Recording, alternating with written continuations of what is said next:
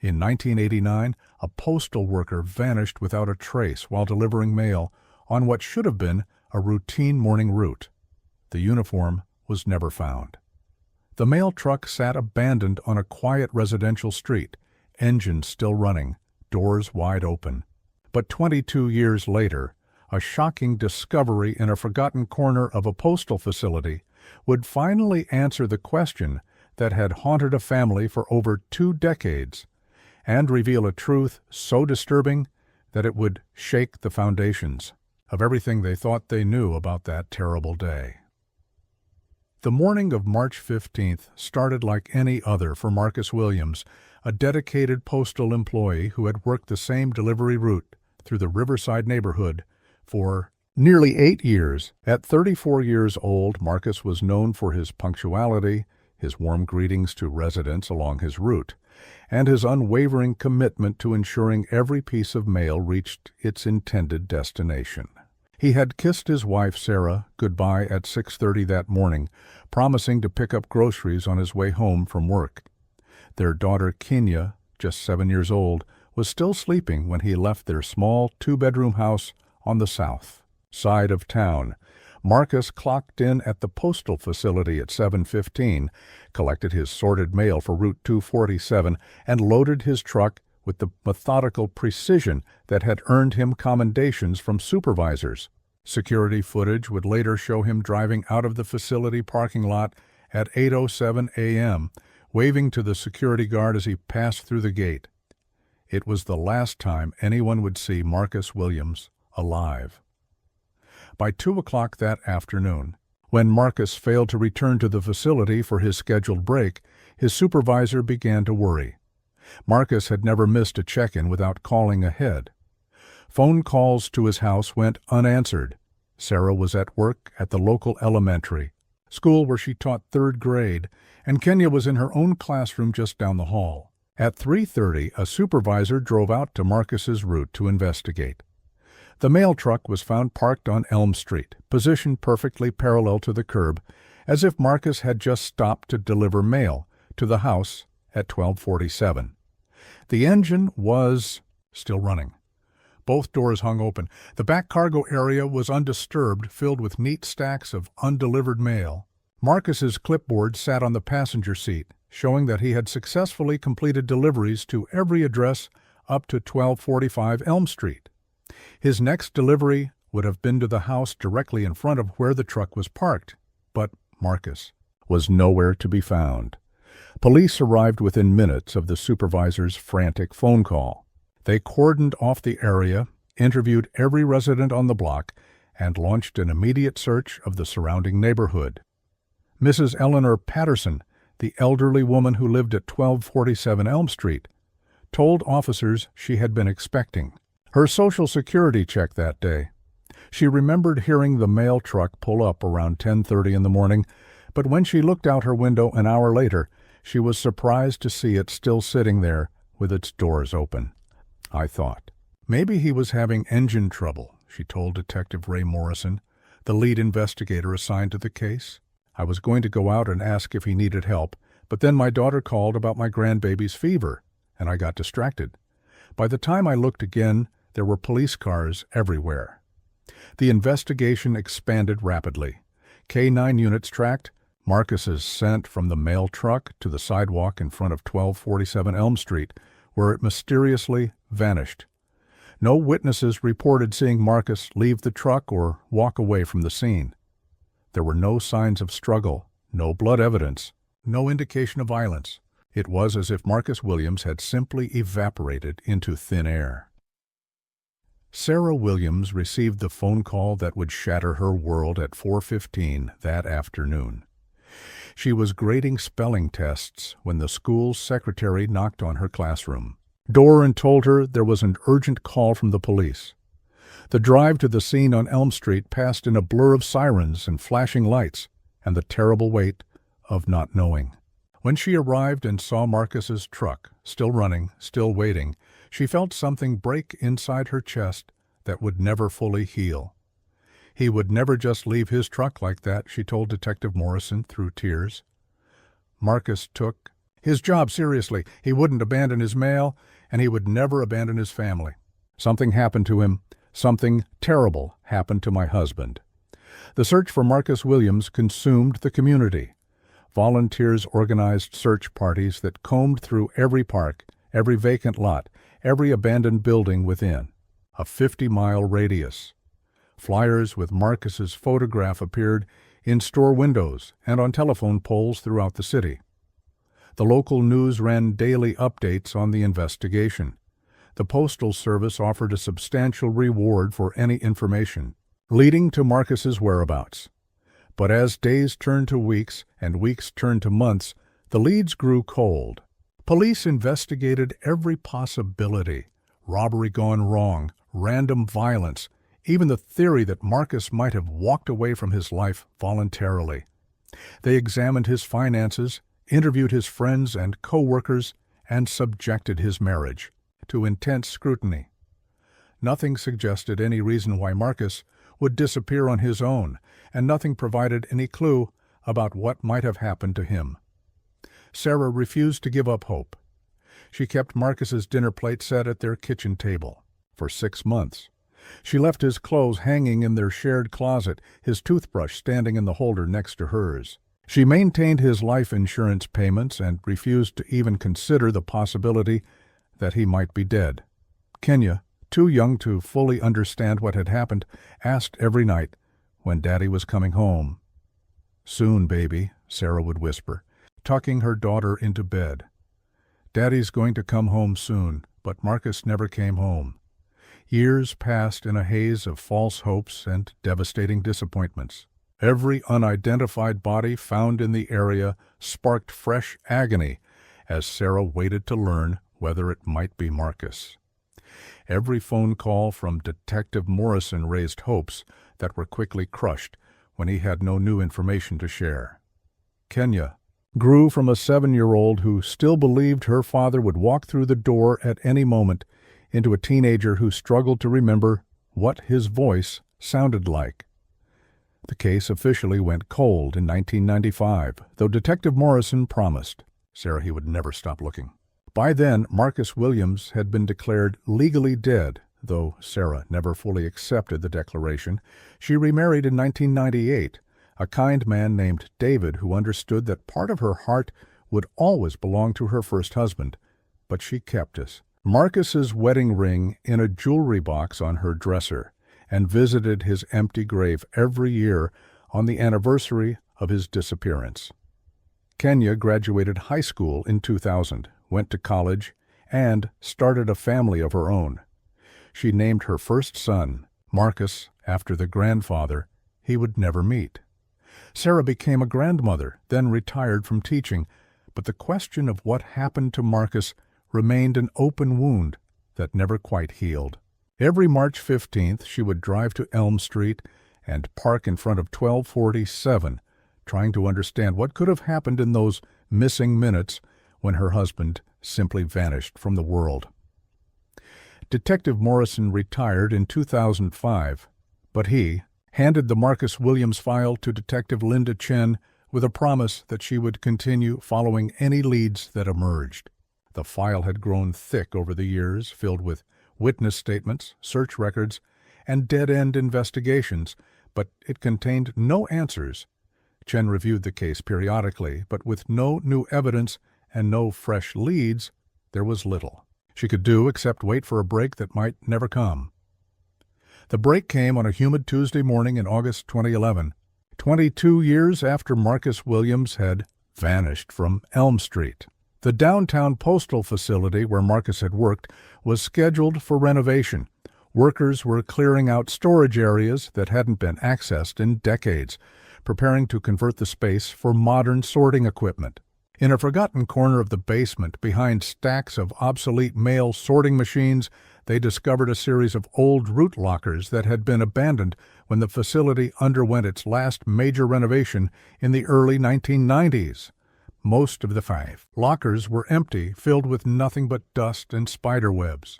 But when maintenance worker Tony Rodriguez opened locker number 47, he found something that made him stumble backward in shock and immediately call for his supervisor. Inside the locker, still wearing his postal uniform, were the remains of Marcus Williams. The discovery sent shockwaves through the Postal Service, the police department, and the community that had searched for Marcus for over 2 decades. The scene was immediately secured, and forensic investigators began the careful process of processing what had become a crime scene. The medical examiner confirmed that the remains were indeed those of Marcus Williams, identified through dental records that Sarah had provided to police 22 years earlier. But the location of the discovery raised more questions than it answered. How had Marcus's body ended up in a basement locker at the postal facility? Why had no one discovered it during the intervening years? And, most disturbing of all, how had Marcus gotten from Elm Street back to the postal facility without anyone seeing him? Detective Chen reopened the investigation with fresh urgency. The forensic examination revealed that Marcus had died from blunt force trauma to the head, confirming that his disappearance had indeed been the result of violence. But the condition of the remains and the passage of time made it impossible to determine exactly when or where the fatal blow had been struck. The basement locker had been in a section of the facility that was rarely accessed after the 1991 renovation. According to facility records, the area had been used primarily for storage of obsolete equipment and had only been entered a handful of times in the past 20 years for routine maintenance checks. The locker itself was not visible from the main basement corridor. It was hidden behind a row of old sorting machines that had been decommissioned and forgotten. Sarah Williams, now 58 years old and a grandmother of 3, received the phone call from Detective Chen on a Tuesday evening while she was helping her daughter-in-law prepare dinner. The news that Marcus's body had been found was both a relief and a fresh source of agony. After 22 years of not knowing, she finally had confirmation that her first husband was dead. But the circumstances of the discovery raised new questions that seemed just as impossible to answer. "I always knew something terrible had happened to him," Sarah told reporters who gathered outside her home the next day. "Marcus would never have left his family willingly. Now we know he was murdered, but we still don't know why or by whom. After all these years, we finally have his body, but we still don't have justice." The investigation focused on anyone who had access to the postal facility in 1989. Employee records from that time period were retrieved from storage and carefully reviewed. Detective Chen interviewed every surviving worker who had been employed at the facility during the weeks surrounding Marcus's disappearance. Most had retired or moved away, but those who remained painted a picture of Marcus as a well-liked and dedicated employee who had no known enemies or conflicts with coworkers. The breakthrough came when Chen decided to revisit the original witness, statements from Elm Street. She had read through them dozens of times, but on a late Friday evening in her office, something caught her attention that previous investigators had overlooked. Mrs. Patterson, the elderly woman who lived at 1247 Elm Street, had mentioned seeing Marcus's mail truck arrive around 10:30 in the morning. But according to Marcus's delivery schedule and the progress tracked on his clipboard, he should have reached that address closer to 11:15. Chen drove to Elm Street and knocked on the door of 1247. Mrs. Patterson, now 87 years old but still sharp, invited the detective in for tea and carefully considered her questions about that morning in 1989. "I remember it like it was yesterday," she said, settling into her favorite armchair. "I was waiting for my Social Security check, and I always watched for the mailman from my front window. But that morning was different. The truck came early, much earlier than usual, and I remember thinking it was strange because the mailman, seemed to be in such a hurry." When Chen pressed for details about what she meant by "in a hurry," Mrs. Patterson paused thoughtfully. "Well, usually Marcus would wave if he saw me in the window. He was such a friendly young man. But that morning, he just parked the truck and walked quickly toward the house. I couldn't see him clearly, because my rose bushes were blocking part of my view, but something about the way he moved seemed urgent. like he was upset about something. This detail had never appeared in the original police reports. When Chen Hao checked the case files, she found that Mrs. Patterson had been interviewed 3 times in the days following Marcus's disappearance. But she had apparently never mentioned the unusual timing or Marcus's demeanor that morning. "I told the officers everything I could remember," Mrs. Patterson insisted. "But you have to understand, dear. I was so shaken up by what happened, the police, the reporters, all those search parties. I was elderly even then, and I was worried I might say something wrong or misleading. I probably focused on what I thought was most important and didn't mention every little detail." Chen decided to expand her investigation to include anyone who might have had contact with Marcus between his departure from the Postal facility and his scheduled arrival at Elm Street. She reviewed his route in detail, identifying every stop he would have made that morning. Most of the residents from 1989 had moved away or died, but she managed to track down several who remembered seeing Marcus that morning. The pattern that emerged was troubling. Multiple witnesses reported that Marcus had seemed agitated or distressed during his early deliveries. Mrs. Dorothy Walsh, who had lived at 1156 Elm Street, remembered Marcus asking her an unusual question when he delivered her mail around 9:30 that morning. "He asked me if I had noticed anyone following him," she told Chen during a phone interview. "At the time, I thought maybe he was joking around because Marcus always had a good sense of humor, but when I said no, he looked relieved. Then he asked me if I knew of any postal employees who lived in the neighborhood. I told him no, I didn't think so, and he thanked me and went on his way. I never thought anything of it until he disappeared later that day." Chen began to suspect that Marcus might have been deliberately lured back to the postal facility by someone he trusted, someone who knew his route and could intercept him during his deliveries. She requested access to all employee records from 1989, including personnel files that had been sealed when the original investigation was closed. The file that caught her attention belonged to Dennis Crawford, a supervisor who had worked at the postal facility from 1987 to 1991. Crawford had been interviewed during the original investigation and had seemed helpful and cooperative. He had even joined some of the volunteer search parties organized in the weeks after Marcus disappeared. But according to his personnel file, Crawford had been placed on administrative leave in November 1989, 8 months after Marcus's disappearance. Following allegations of financial irregularities, Chen dug deeper into Crawford's background and discovered that he had been suspected of stealing money orders and forging postal receipts. The investigation had been inconclusive, and Crawford had resigned before disciplinary action could be taken. He had left the city shortly afterward, and no one had maintained contact with him. The more Chen learned about Crawford, the more suspicious he became. According to co-workers, he had been resentful of the attention and praise that Marcus received from supervisors and customers. Several employees remembered Crawford making disparaging comments about Marcus's work ethic and popularity.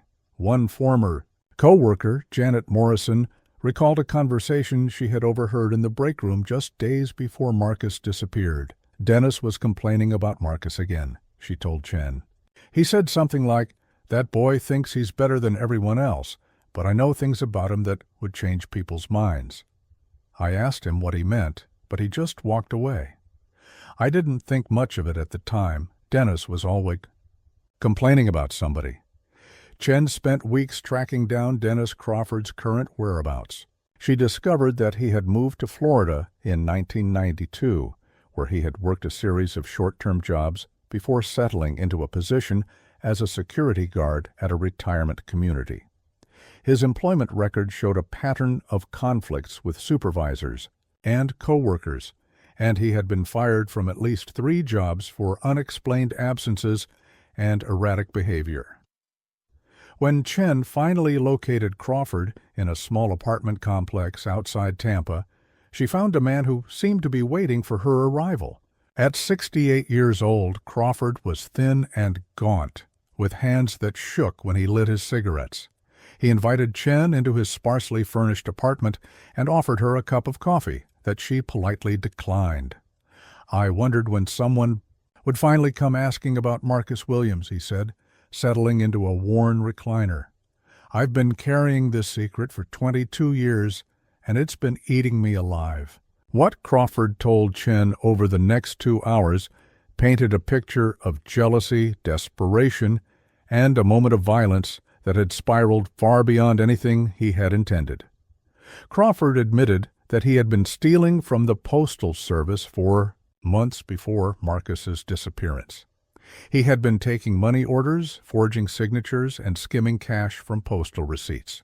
He thought his activities had gone unnoticed, but Marcus had apparently begun to suspect something was wrong. "Marcus was too smart for his own good," Crawford said, his voice barely above a whisper.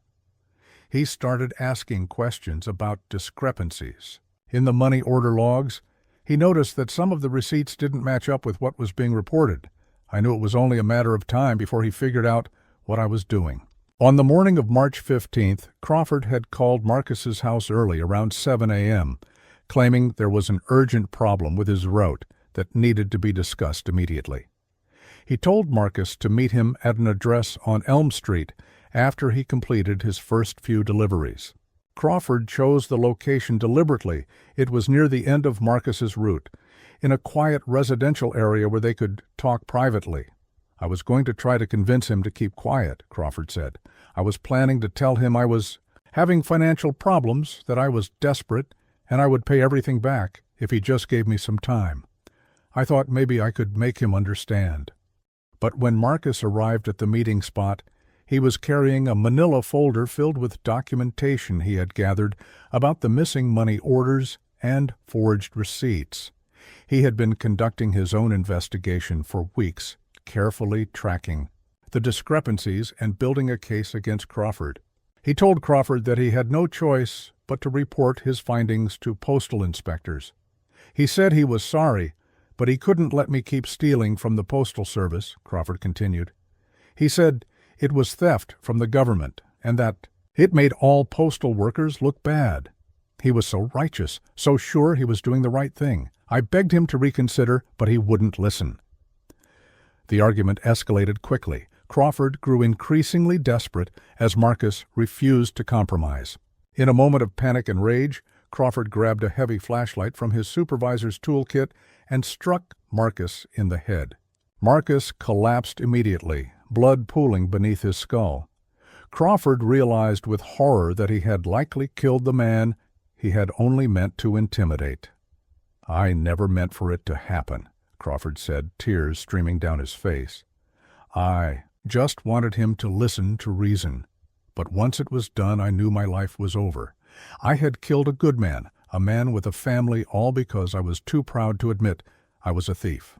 Crawford's next actions revealed a calculated cruelty that shocked even the experienced detective. Rather than call for help or turn himself in, he decided to hide his crime. He put Marcus's body in the trunk of his own car, then drove Marcus's mail truck to the location where it would be found, carefully staging the scene to make it appear that Marcus had simply vanished. He even remembered to leave the engine running and the doors open to create the appearance of an interrupted delivery.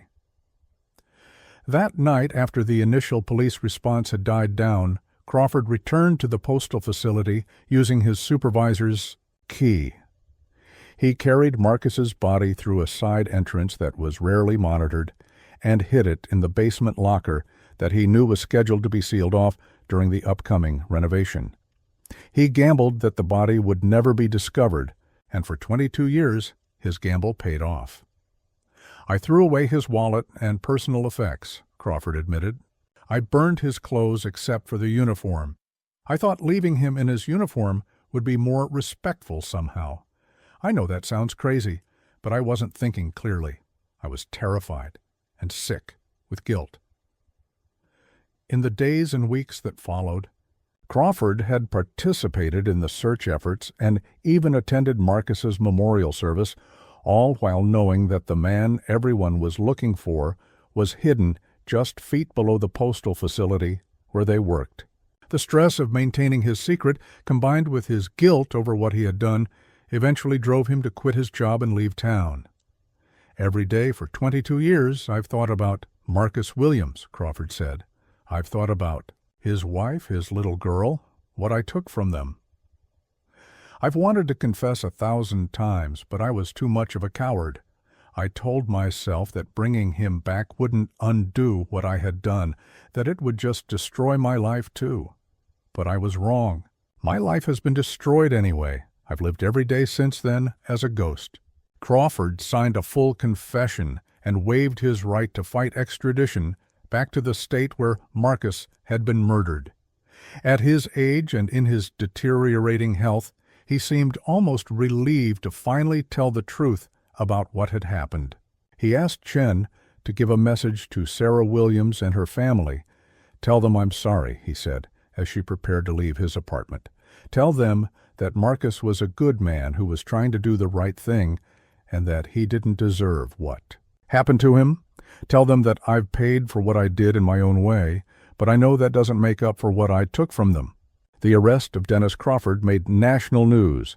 After 22 years, the mystery of Marcus Williams's disappearance had finally been solved. Crawford was charged with first-degree murder and given his confession and the physical evidence. The case proceeded quickly through the court system. He pleaded guilty and was sentenced to life in prison without the possibility of parole. For Sarah Williams and her family, Crawford's confession brought a mixture of relief and renewed grief. They finally had answers to the questions that had haunted them for over 2 decades, but those answers came with the knowledge that Marcus had died alone, betrayed by someone he had trusted, simply for trying to do his job with integrity. "I'm grateful that we finally know what happened," Sarah said at Crawford's sentencing hearing. "For 22 years, we've lived with this terrible uncertainty. We've wondered if Marcus might still be alive somewhere, if he might have lost his memory or been kidnapped or somehow survived whatever happened to him. Now we know that he died on March 15, 1989, and we can finally properly grieve for him." Kenya, now a 30-year-old mother herself, spoke about the impact her father's disappearance had on her life. "I grew up without a father because of Dennis Crawford's selfishness and cowardice," she said. "My children will never know their grandfather because he valued money more than human life. But I want Dennis Crawford to know that he didn't succeed in destroying my father's legacy. Marcus Williams was an honest man who tried to do the right thing even when it cost him his life. That's the man I remember, and that's the man I'll teach my children about." The Postal Service held a memorial service for Marcus at the facility where he had worked and where his body had been hidden for so many years. His co-workers, many now retired, gathered to honor a man they remembered as dedicated, honest, and kind. A plaque was installed near the entrance to the building, commemorating Marcus Williams as an employee who had died in the line of duty while upholding the integrity of the Postal Service. Marcus's body was finally laid to rest in a ceremony, attended by hundreds of people who had been touched by his story. The empty grave that Sarah had visited for 22 years was finally filled, and she was able to place flowers on a site where her husband truly rested. The headstone read, "Marcus Williams, beloved husband and father, died serving others with honor." In the months that followed, Sarah found a peace that had eluded her for more than 2 decades. The questions that had tormented her were finally answered, and while the truth was painful, it was preferable to the uncertainty that had defined her life since 1989. She established a scholarship fund in Marcus's name for children of postal workers, ensuring that his memory would live on in a positive way. Marcus always believed in doing the right thing, even when it was difficult, Sarah said at the scholarship fund's inaugural ceremony. "He died because he wouldn't compromise his principles, and I'm proud that his final act was standing up for what was right." Dennis Crawford took my husband away from me, but he couldn't take away the man Marcus was, or the example he set for our daughter and now our grandchildren. Dennis Crawford died in prison 18 months after his conviction, his health failing rapidly after decades of guilt and stress. His death brought no celebration from Marcus's family, only a quiet acknowledgement that another chapter in their long ordeal had finally closed. Sarah Williams visited his grave once, leaving no flowers but offering a simple prayer for a man who had destroyed 2 families with his choices. Today, the postal facility where Marcus Williams worked has been modernized and expanded, but his memorial plaque remains prominently displayed. New employees learn about the man who died defending the integrity of their profession, and his story serves as a reminder that doing the right thing sometimes requires great courage and sacrifice. The basement locker where Marcus's body was hidden has been sealed permanently, but not before postal inspectors used it as a training tool to teach about the importance of thorough facility security and the dangers of overlooking forgotten spaces. The case has become a study in how crimes can remain hidden for decades and how persistence and fresh eyes can sometimes solve even the coldest cases. For Detective Linda Chen, the Marcus Williams case became the defining success of her career. She received commendations for her thorough investigation and her refusal to accept that the case was unsolvable. She has since retired but continues to work as a consultant on cold cases, always remembering that families like the Williams deserve answers no matter how much time has passed. The house at 1247 Elm Street, where Marcus Williams was last seen alive, still stands. Mrs. Patterson passed away in 2015 at the age of 91, having lived long enough to see the mystery of the missing mailman finally solved. Her family sold the house to a young couple who were unaware of its significance in the case. The new owners were surprised when Sarah Williams knocked on their door one March afternoon, asking if she could stand on the sidewalk where her husband had taken his last steps. They invited her in for coffee and listened as she told them the story of Marcus Williams, how he had vanished from their front sidewalk, and how his disappearance had consumed her life for 22 years.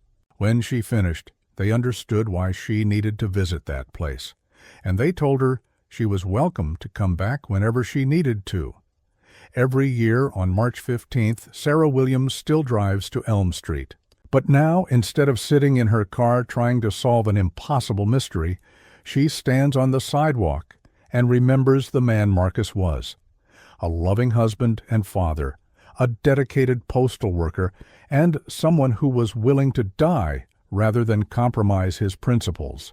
The questions that tormented her for over 2 decades have been answered, and, while the pain of loss will never completely disappear, the peace of knowing has allowed her to finally heal. The story of Marcus Williams serves as a reminder that evil often wears a familiar face, that trust can be betrayed by those closest to us, and that sometimes the answers we seek are hidden in plain sight, waiting for someone brave enough to ask the right questions. But it is also a story about the power of truth to bring healing, about the importance of never giving up on those we love, and about the lasting impact of living with integrity, even when that integrity costs us everything. In the end, Marcus Williams's death was not in vain. His sacrifice exposed a criminal, brought justice to a family that had waited over 2 decades for answers, and reminded everyone who heard his story that some things, honor, integrity, and the courage to do what is right, are worth more than life itself.